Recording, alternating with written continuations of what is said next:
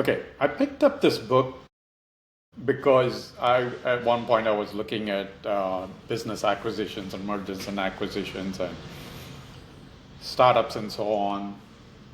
Currently involved in a startup, but that's a different story.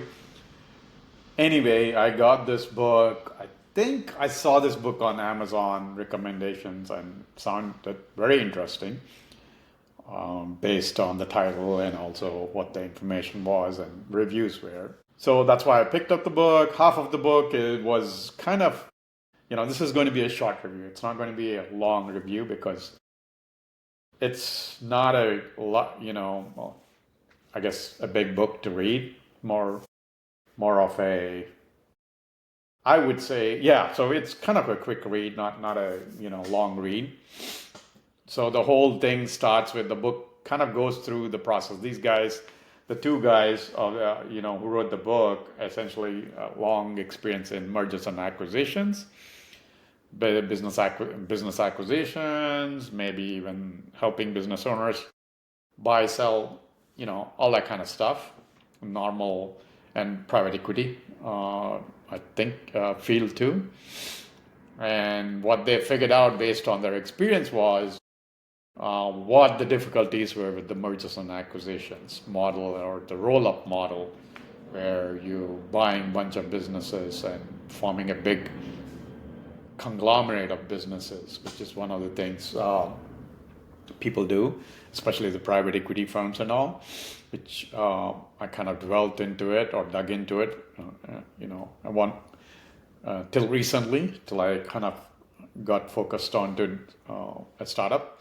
Anyway, so they kind of go through that experience and share all the difficulties involved in those mergers and acquisitions, and just acquiring businesses and roll-ups, how that can cause issues and how difficult that can be. And then they launch into the second part of the book, the whole Aggllomerate model, where basically they find a bunch of well-run, debt-free, great CEO, middle market type of businesses and form an IPO without really a startup, and then all the costs that normal IPO needs. So basically, that's what they kind of go through, run through what they did with one of the companies. Now, here's the thing, right? I thought, okay, they're going to explain more details and kind of show how you can do this and all.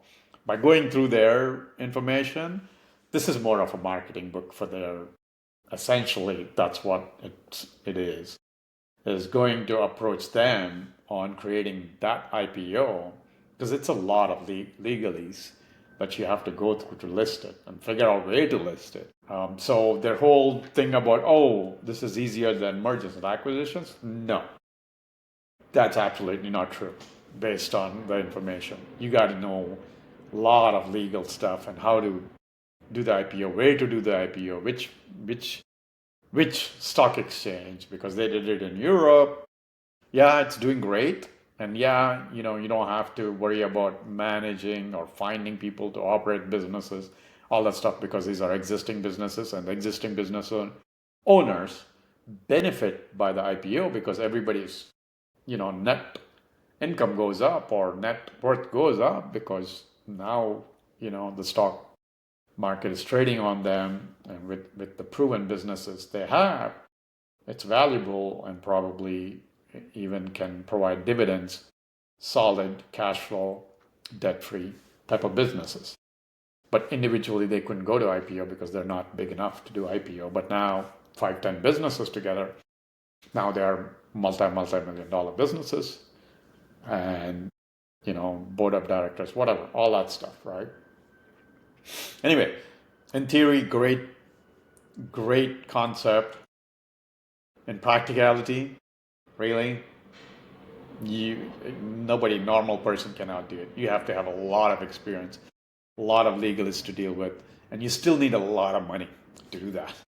Even if you kind of wanted to essentially find business owners and create that, you still have to input a lot of money. So in that sense, this is just a marketing book to approach the guys. Uh, Jeremy Harbour and Callum Lang, essentially. Sorry, couldn't read the author's name. Both are the ones, and then essentially it's a invitation to talk to them to see if they can create an IPO for you if you own a business. So it's worth a read if you want to.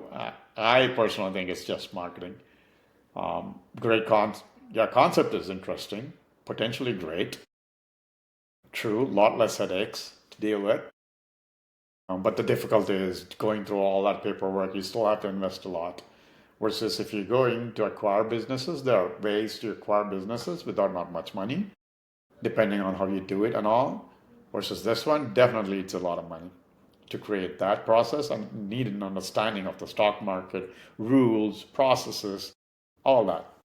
So, anyway, I would say if you are interested in understanding having a business and forming that IPO, then probably read this book and approach them.